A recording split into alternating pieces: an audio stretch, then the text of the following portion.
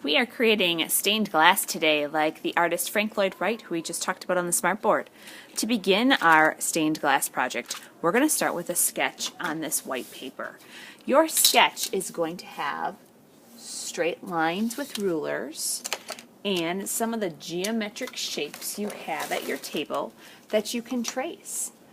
So I am not going to finish this whole sketch, but you want to fill this paper up with a nice design.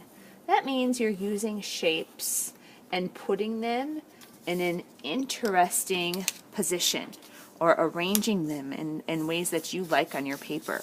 So Frank Lloyd Wright used a lot of these geometric shapes: trapezoids, hexagons, squares, circles, triangles. So you can use your ruler and you can use the pattern blocks, and you can even use the circle tracers that are at your table to create these designs.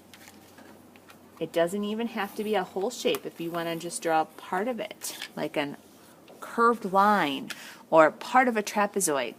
I would encourage you to fill this paper up with lots of geometric shapes and lines. Those two elements of art that we talk about almost every art project. Maybe up here I'll end with a curve. When you have your sketch done on paper, you're going to go to the store and find a frame that has some wax paper traced on it.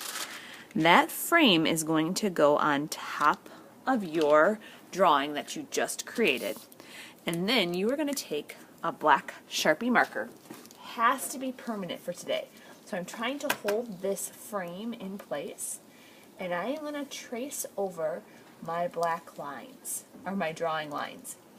With the Sharpie marker, this is like our pretend metal that holds all these glass pieces in place.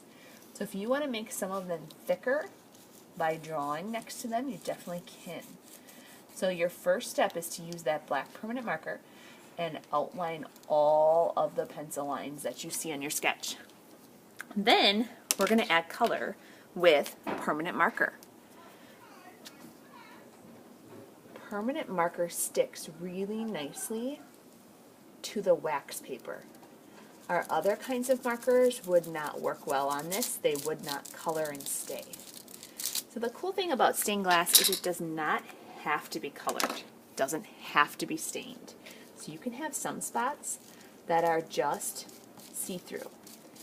For some reason, the Sharpie markers, or the permanent markers I'm using right now, are kind of dying and they're not the best. If you get ones like that, just bring them up to the store and we'll exchange them for some nice new ones. So when you're finished, your drawing has lines, shapes, colors. It can also have some spots that are still see-through. So when you hold this up to a light, you will be able to see light through it. It's going to look like real stained glass, just like the artist Frank Lloyd Wright that we talked about.